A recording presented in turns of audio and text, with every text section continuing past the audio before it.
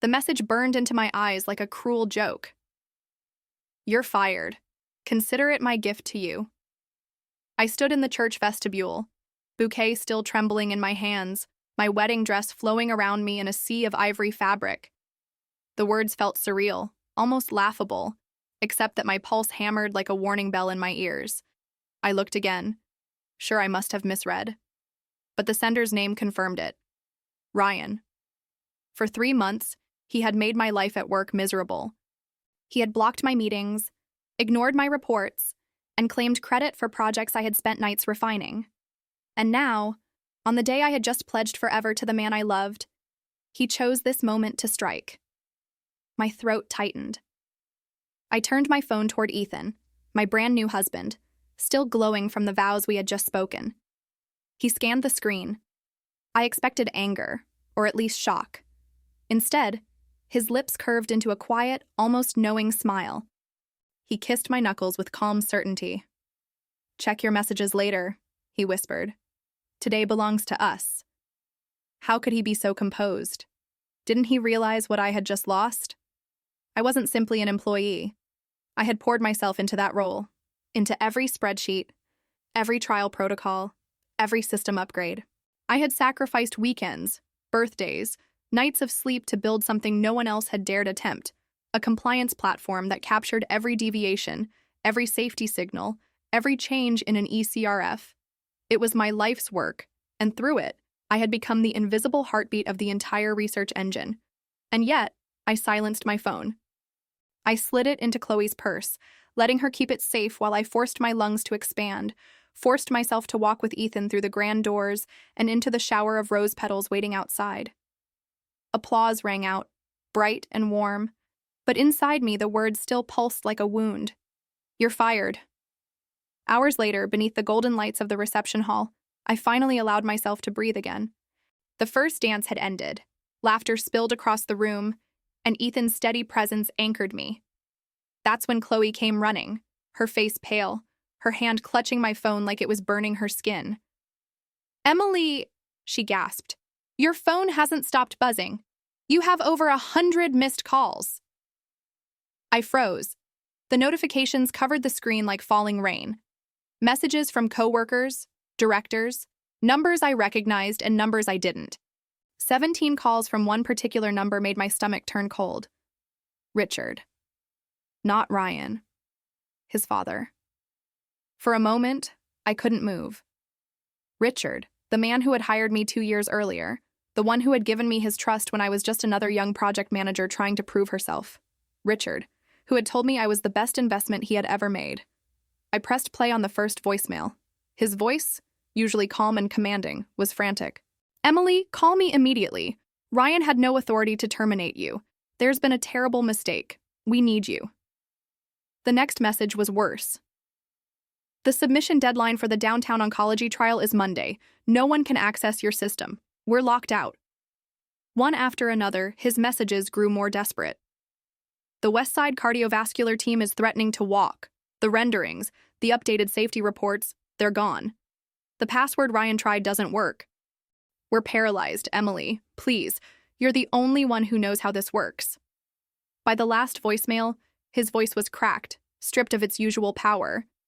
"Emily, I don't know what to do. The entire operation is frozen. Please, help us." I sat on the edge of a velvet couch, my wedding dress spilling across the carpet like a broken wave. And there, in the space between despair and disbelief, something unexpected flickered inside me. Not fear, not grief, power. For 2 years, I had built that system from scratch. It was intuitive to me because it had been woven from my mind, from the way I saw connections others overlooked. But without training, the training Ryan had repeatedly canceled as unnecessary, it was a labyrinth no one else could navigate. I was the only one alive who knew every shortcut, every failsafe, every hidden lock. And now, the empire that had cast me aside on the day of my wedding could not move a single step without me. Ethan found me still holding the phone, listening to Richard's broken pleas. He sat beside me, his suit jacket brushing the satin of my dress. "I need to tell you something," he said gently. His voice had that calm cadence I had always trusted. "The protocols Ryan submitted these last months, I've been reviewing them at the board. He's been altering documents after sign-off, removing safety features, substituting cheaper compounds, things that should never pass inspection. A chill ran down my spine. That's not just unethical, I whispered. It's dangerous. Ethan nodded. I've been documenting everything. I plan to report it next week. That's why he hadn't been shocked at my firing. He understood what I didn't. This wasn't just sabotage against me. It was a crack in the foundation of the entire operation. Suddenly, the message that had felt like a dagger turned into something else entirely. Not an ending, an opportunity. What should we do? I asked. Ethan smiled, warm and steady. Nothing. Not today. Today, we dance. Tomorrow, we fly to the islands. When we return, his hand cupped my cheek. We'll reshape everything. That night, I danced like a woman with no chains. Guests cheered, music soared, and for the first time in years, I felt the freedom of knowing the weight of an empire no longer sat on my shoulders. By midnight, I had 200 missed calls. By dawn, I had stopped counting. Through our honeymoon week, the calls kept coming. Richard's messages evolved from commanding to desperate to begging. On the third day, while Ethan and I sipped coconut water on a sunlit beach, one message made me laugh aloud. Emily, I'll triple your salary if you come back. Please, we'll do anything. 2 days later, another came. Ownership. We'll give you equity, just return. I deleted them all, because Ethan was right. This had never been about money. It was about respect, and respect couldn't be bought. On our last night, the ocean burned gold under the sinking sun. Ethan turned to me, his eyes reflecting firelight. There's a vacancy in the consulting team at the board, he said. They need someone who understands submissions from both sides, someone who could build systems to catch exactly what Ryan was doing. The idea sparked alive in my chest. You're suggesting my own consulting firm? He nodded. With the board as your first client. By the time our plane touched down back home, I had drafted the outline of a business plan. Within 3 days, I had registered a new entity in my name. Within minutes of the public record going live, my phone rang. I answered for the first time in 2 weeks. Emily, Richard's voice cracked. Thank God. We're in crisis. Clients are leaving. Please, name your price. I'm sorry to hear that, I said evenly, but I'm no longer available for employment. I've started my own consulting firm. Then we'll hire your firm. Whatever you charge, we'll pay. I let silence hang like a blade between us. My first client, I said at last, is the board. I'm designing new verification protocols for submissions. The sharp intake of his breath told me he understood. If I was building systems for the board itself, every one of Ryan's shortcuts, every dangerous alteration, would come to light. Emily, please, he begged. Ryan made a mistake. He was jealous. Let me fix this. Some things can't be fixed, I whispered. Some bridges, once burned, stay ash. I ended the call. That was the moment I realized something profound. Sometimes revenge doesn't require striking back. Sometimes the sweetest victory is simply to walk away, thrive, and watch the empire that underestimated you crumble under its own weight. And yet, I knew this was only the beginning. Emily returned from the honeymoon with the kind of clarity that comes only when you've seen your entire world collapse, and yet discovered you are still standing, stronger than before. The morning air felt different, crisp with possibility, and as she walked through the quiet streets with Ethan by her side, she realized the fear that had once chained her to a desk had dissolved. She no longer needed their approval. She no longer needed their validation. She had her own future in her hands now, and for the first time, she felt the full weight of what that meant. Within a week, her new consulting firm was no longer just an idea but a living entity. She filed the paperwork, set up a lean but functional office, and sent out her first proposal to the board. To her surprise, the response was immediate. They wanted her, not as an advisor on the sidelines, but as the architect of a new compliance framework that could reshape how clinical trials were evaluated. The timing could not have been more perfect. Investigators were already circling the submissions Ryan had pushed through, and the cracks were widening. Emily met with Chloe over coffee to discuss the whirlwind. Chloe leaned across the table, her eyes wide. "Do you realize what you've done? They can't move a single trial forward without your system. And if the board enforces your new protocols, it won't just be them. Every sponsor in the region will have to come through you." Emily stirred her coffee slowly, letting the weight of that sink in. It wasn't arrogance, it was truth. She had built something indispensable, and they had been foolish enough to underestimate its value. Richard called again, this time not frantic but weary, his voice carrying years in a matter of days. "Emily, the oncology trial is frozen.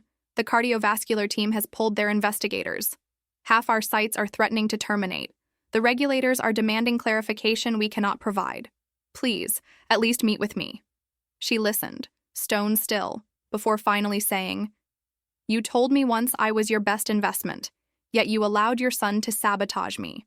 Why should I believe anything has changed?" The silence that followed told her he had no easy answer. News began to spread. Whispers of non-compliance, safety reports that had been altered, datasets with missing variables. Each day brought a new leak, and Emily didn't need to be inside the building to feel the storm rising. Ethan brought home copies of protocols flagged by the board. "Look at this," he said, sliding one across the kitchen table. Emily scanned it, her trained eye catching the irregularities instantly. Doses adjusted downward after approval, adverse events reclassified as non-serious, timelines shortened without justification. It wasn't sloppiness, it was deliberate. Ryan had been cutting corners, gambling that no one would notice, and for months, no one had, because the only person who could have stopped him had been systematically pushed aside. Emily. The irony made her laugh sometimes. A low, bitter sound in the quiet of their new home. She had built the system to prevent exactly this kind of corruption, and when the person who hated her most tried to erase her, he had unknowingly handed her all the leverage she would ever need. As her consulting work deepened, Emily began training the board staff on her methodologies. She didn't just hand them checklists. She explained why each step mattered, why safety signals must never be brushed aside, why transparency was the foundation of trust in research. To her surprise, the regulators listened with respect. She was no longer the young manager hidden behind screens of data. She was a voice of authority, shaping how decisions would be made across the entire ecosystem. Meanwhile, Ryan floundered. Reports surfaced that he had screamed at coordinators, demanding they find passwords, begging them to recreate what Emily had locked behind encryption. Investigators described him as disoriented, a man watching sand slip through his fingers with no idea how to stop it. Emily didn't rejoice in his humiliation, but she didn't pity him either. This was the inevitable consequence of arrogance. This was what happened when you valued ego over ethics. One evening, Ethan found Emily working late at the dining table, notes scattered, her laptop glowing in the dim light. He leaned against the doorway, watching her with a soft smile. "You know," he said, "you don't have to carry all of this alone anymore." She looked up, blinking, the exhaustion clear on her face. "It feels like I do. They built everything around my system, and now they're realizing it. Every call, every contract, every demand. It's all on me." Ethan stepped closer, resting his hands on her shoulders. "It's not just a burden, Emily. It's a crown. You can shape the future of this industry if you choose to." The words sank deep. She hadn't thought of it that way before. Power wasn't simply about holding cards others didn't. It was about what she chose to do with them. She could walk away and let the old empire collapse. Or she could use this moment to redefine everything. The choice crystallized when a letter arrived from the regulators themselves. They wanted her not only to design new verification protocols, but to lead an independent oversight task force, one that would audit every major trial moving forward. Emily read the letter twice, then a third time, her heart pounding. This was more than validation. It was recognition of the truth she had always known. She wasn't just a cog in someone else's machine. She was the engineer of a new system. The collapse of her old company accelerated. Clients withdrew contracts. Investigators filed complaints. Richard appeared on television, his face drawn, insisting that mistakes were being addressed. but the tremor in his voice betrayed him. Behind closed doors, entire projects were being dismantled, trials halted. Staff resigned in waves. Ryan vanished from public view, his name whispered only in the context of scandal. Emily didn't gloat. She worked, she built, she trained her first hires, teaching them the intricacies of her platform, ensuring they understood the philosophy behind it: integrity over speed, safety over profit, truth over appearances. Chloe joined her as the first data analyst, and together they refined the system, making it sharper, faster, harder to corrupt. Within 3 months, Emily's consulting firm had more contracts than she could manage alone. Within 60, she was hiring staff. Within a year, she was no longer just surviving. She was leading. One night, as the city lights stretched beneath them from the balcony of their apartment, Ethan asked her the question she hadn't allowed herself to consider. "Do you miss it? The old place?" Emily thought for a long moment. "I miss what it could have been. I miss the belief I once had in Richard as a mentor. But I don't miss the fear. I don't miss being underestimated. And I don't miss the weight of someone else's mistakes on my shoulders." Ethan kissed her temple. "Then you've already won." She smiled faintly, not because the battle was over, but because she knew it had only just begun. The regulator's task force was convening. New contracts were waiting. And somewhere, Ryan was nursing the wreckage of the empire he had destroyed with his own arrogance. Emily wasn't out for revenge anymore. She was out for reconstruction, on her terms, not theirs. Emily woke one morning to the sound of her phone buzzing with a steady stream of alerts. She reached across the bed, careful not to wake Ethan, and opened her messages. News outlets were ablaze with headlines about halted clinical trials, missing data, and an internal investigation that had finally gone public. Ryan's name was at the center of it all. Investigators accused him of altering safety reports, burying adverse events, and pushing through approvals with reckless disregard for patient welfare. For a long moment, Emily sat in silence, the glow of the screen illuminating her face. This was the storm she had predicted, and now it had arrived in full force. She remembered the smirk on Ryan's face the day he cut her out, the condescending tone in meetings when he dismissed her warnings. Now that arrogance had metastasized into a scandal so large the entire industry was watching. Chloe burst into her office later that day, eyes shining with the thrill of vindication. "They're collapsing, Emily. Every contract is being reevaluated. Sites are withdrawing. Patients are demanding answers. Ryan is finished." Emily looked up from her desk, her expression calm. This isn't about him anymore. It's about what comes next. If they fall, someone has to step in. The trials, the patients, they can't just be abandoned. The words tasted strange even as she spoke them. She had every reason to let the old empire burn to ash. But inside, she knew the truth. Real power wasn't in destruction. It was in what she could build from the rubble. Richard called that evening. His voice, once booming with authority, was now fragile, worn down by sleepless nights. "Emily," he began, "I won't insult you with excuses.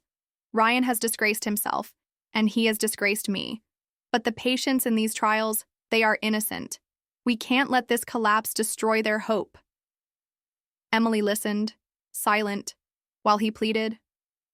Finally, she said, "You chose to ignore the truth when it was inconvenient.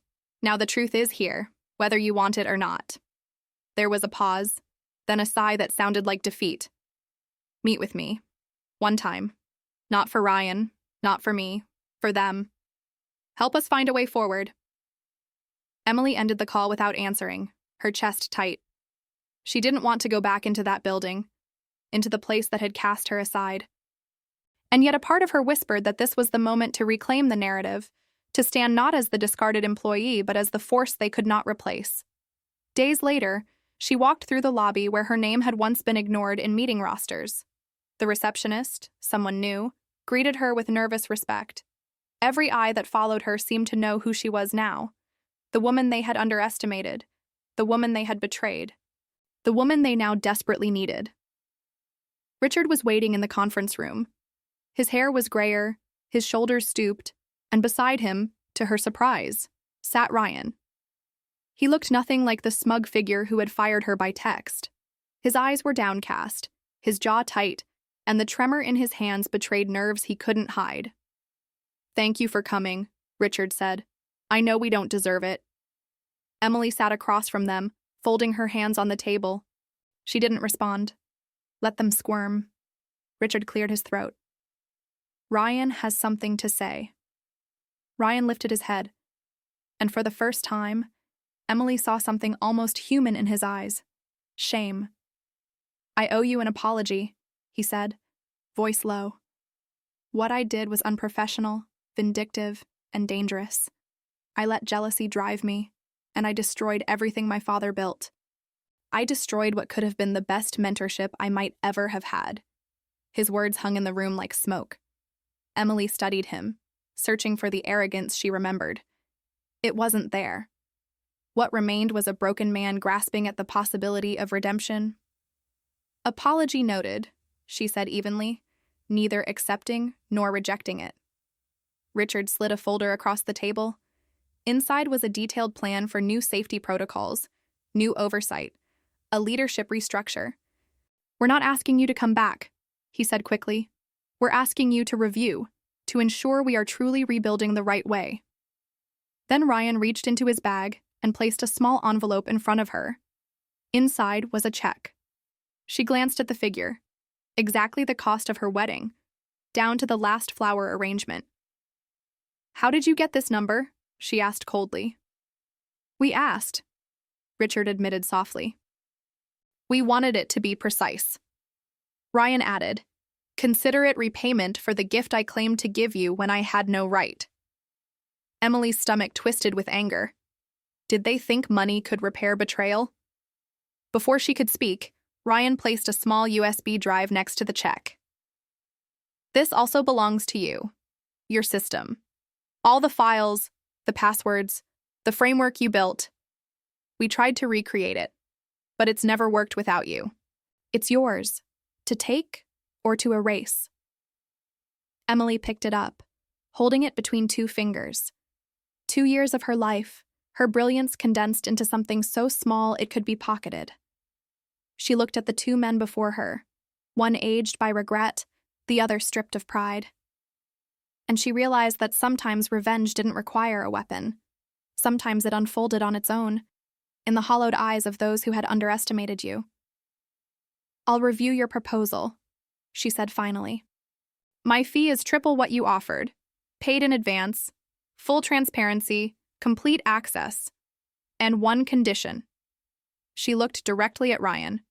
"You will complete every training module I assign, every lecture, every exercise, every principle of compliance and ethics. You will not skip a single step. You will become the example of doing things right, even if it takes years." Ryan's face drained of color, but he nodded. "Yes, I understand." Emily rose, sliding the check back across the table. "Keep your money. Integrity will be gift enough." That evening, she sat with Ethan at home, recounting the meeting. He listened quietly, then asked, "Do you believe him?" Emily leaned back, staring at the ceiling. "I believe he's broken. Whether he stays that way or rebuilds himself into something better, that's up to him." Weeks passed, and Emily's firm grew stronger. She hired more staff, took on more contracts, and refined her system until it was sharper than ever. Ryan began his training under her watchful eye, humbled into a role far beneath what he once commanded. At first, she doubted his resolve, but slowly, she began to see change. He stopped cutting corners. He asked thoughtful questions. He checked every line of data himself, not to impress her, but to understand. The regulators noticed. So did the industry. What had begun as a scandal was becoming a transformation. Articles appeared calling Emily's firm the new model of accountability, a blueprint for how compliance could coexist with innovation. For the first time, she felt not just vindication but something deeper. Purpose. One evening, Ethan and Emily walked past a construction site where one of her projects was being audited. The sunset painted the steel beams in shades of fire. Ethan squeezed her hand. "Are you happy?" She thought carefully before answering. I'm satisfied, not because they suffered, but because something changed. The trials are safer, the systems are stronger, and maybe, just maybe, Ryan is becoming someone worthy of his position. Ethan smiled. Then maybe the best revenge isn't revenge at all. Maybe it's reconstruction. Emily leaned against him, her heart calm. On my terms, not theirs. Emily's calendar filled faster than she could have imagined. What had started as one consulting contract soon grew into 3, then 5, then 10. Hospitals, trial sponsors, even international agencies began seeking her firm's guidance. She had built something unstoppable, and yet she never let herself forget how it had begun, with a text meant to destroy her.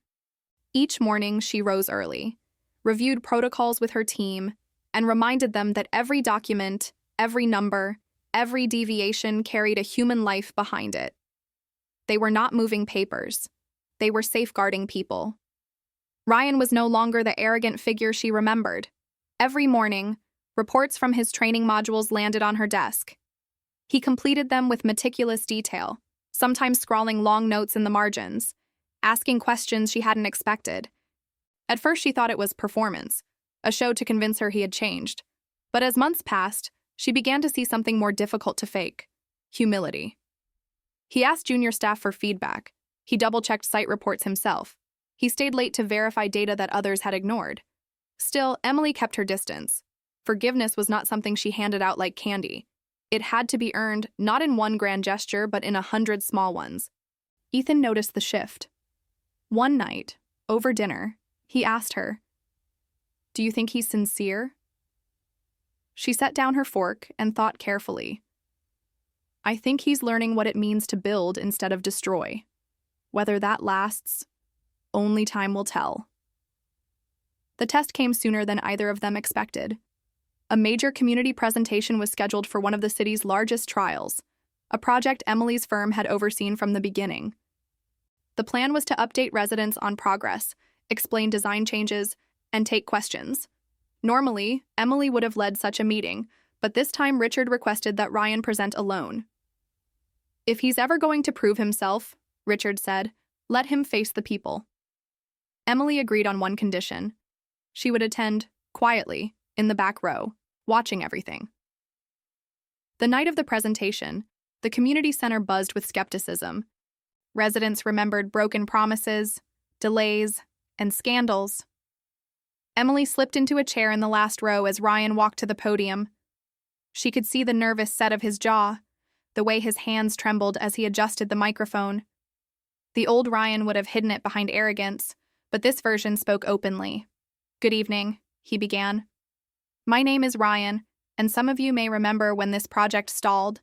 That failure was partly mine. I took shortcuts that compromised safety and broke trust."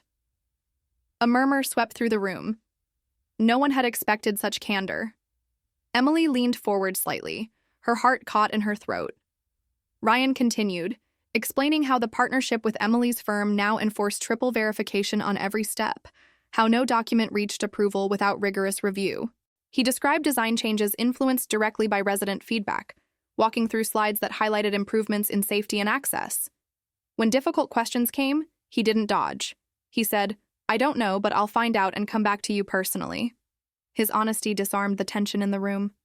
By the end, residents who had arrived angry were cautiously hopeful. They lined up to speak with him afterward, and he stayed until the last question was answered. Emily slipped out before he could see her, but she knew she had witnessed something real. The next morning she called Richard. "He did well," she said simply. "I was there. I support the promotion." Richard exhaled, relief thick in his voice. "Thank you. Your word means everything." But Emily wasn't naive. One good presentation doesn't erase the past. Trust is rebuilt one step at a time. Richard agreed. And so Ryan was promoted to assistant project manager, under strict conditions that every report, every action, would still pass through Emily's oversight. As the months rolled on, Emily's firm became a national name. Articles praised her as the pioneer of a new accountability model. Other cities reached out to replicate her system. What had once been a one-woman vision had become a team of 15, then 20, then more. Chloe thrived as her right hand, building dashboards that regulators described as revolutionary. Ryan's progress surprised even Emily. He didn't just complete assignments, he began organizing training sessions himself, ensuring junior staff understood why protocols mattered.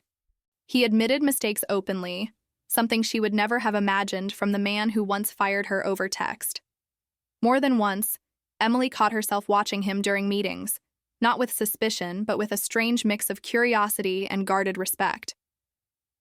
One afternoon, as they reviewed site data together, Ryan hesitated before speaking. "Do you think you'll ever forgive me?" The room went still. Emily studied him, weighing her words. "Forgiveness isn't something you're owed. It's something that may grow over time, if your actions prove it. I don't want apologies. I want consistency." He nodded, accepting the answer without protest. The world outside noticed the transformation too. Regulators cited Emily's firm as the gold standard. Conferences invited her to speak, and the community, once burned by false promises, began to trust again. The project that had once symbolized corruption now stood as a beacon of how transparency could rebuild faith. One evening, walking hand in hand with Ethan past the glowing skyline, Emily paused to look at the cranes and scaffolding of the trial center rising tall against the horizon. "Are you satisfied with how things turned out?" he asked. She considered. "I am. Not because they fell, but because something stronger rose in their place. Safety, integrity, accountability, and maybe, just maybe, a man learning redemption." Ethan squeezed her hand. "Then you've won twice, once against betrayal, and once for the future." Emily smiled softly. She no longer craved revenge. She craved legacy, and she was building it, one protocol at a time and with the whole world watching. Emily stood at the window of her office, the city alive beneath her in a maze of lights and motion. Her firm had grown beyond anything she once dreamed possible.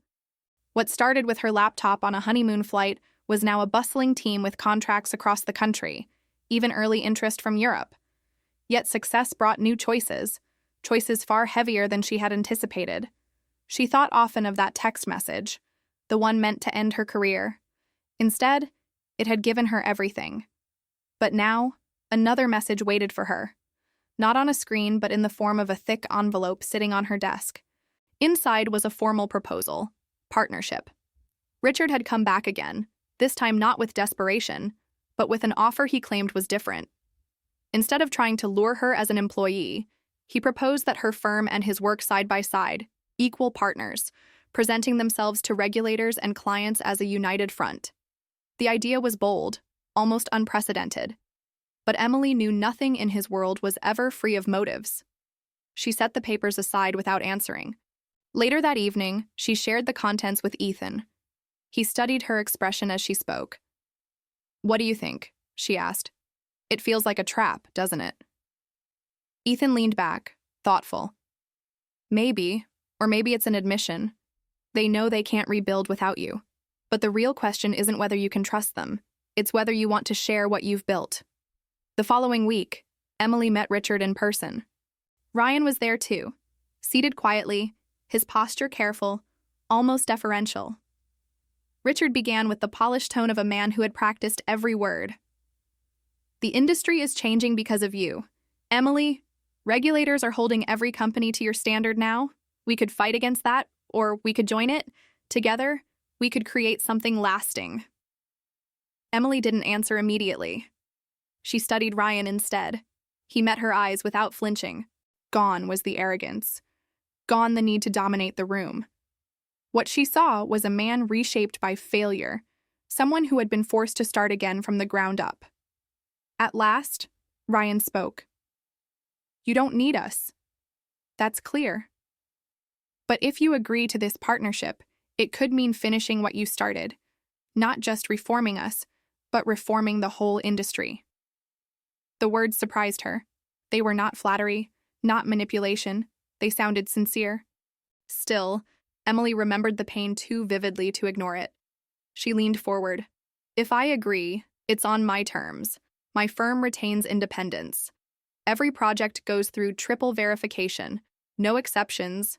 And you, her gaze sharpened at Ryan, remain under oversight until I say otherwise. If you want redemption, you will earn it one submission at a time. Ryan nodded without hesitation. Richard agreed too quickly, almost relieved. Emily left the meeting with the proposal unsigned, telling them she would decide within 24 hours. That night, she lay awake beside Ethan, staring at the ceiling. "If I do this," she whispered, "I risk tying myself again to the very people who betrayed me. But if I don't, I might be letting fear dictate my future." Ethan turned to face her, brushing a strand of hair from her forehead. "It comes down to this. Do you want to keep building alone, or are you ready to reshape them in your image? Either way, it's your victory, not theirs." By morning, Emily had her answer. She called Richard at 7. "I'll accept under 3 conditions: full transparency, independent auditing, and a 3-year minimum commitment where every metric is documented and public. If you fail, the partnership dissolves." Richard didn't even pause. Agreed. The announcement made headlines within hours. Analysts called it a revolutionary model. Independent compliance partnered with development, creating accountability built into the foundation of every trial. To Emily, it was more than publicity. It was proof that betrayal could be turned into a blueprint for transformation. The months that followed tested everyone. Ryan worked tirelessly, not because he wanted praise, but because he knew he had to earn every ounce of trust. Emily watched him present data, answer regulators, and even admit in public forums that his earlier choices had nearly destroyed everything. Slowly, his sincerity became undeniable. She still held her distance, but the contempt she once felt had given way to something else: respect, cautious and fragile, but real. 1 year to the day after her wedding, Emily received a handwritten letter. It was from Richard. "Some debts can never be repaid, but acknowledgement is the beginning of atonement. You were right to stand your ground, right to protect the truth, right to demand better. We are different now because of you." She folded the letter carefully and placed it in her desk drawer. It wasn't forgiveness, but it was closure. That evening, as she walked with Ethan past the glow of the city, cranes swinging high over construction sites she now oversaw, he asked softly, "Are you happy with how it all turned out?" Emily thought for a long moment. "I'm proud, not because they suffered, but because something stronger rose in place of the old, and because I refuse to be defined by their cruelty." Ethan smiled, pressing a kiss to her hair. "Then maybe the best revenge isn't destruction. Maybe it's creation." Emily smiled too. She had begun this journey as the woman who was fired on her wedding day. Now she was something else entirely, the woman who turned betrayal into transformation, the one who showed that true power isn't destroying what tried to destroy you. True power is building something greater in its place, on your own terms, and making even your enemies rise to meet your standard.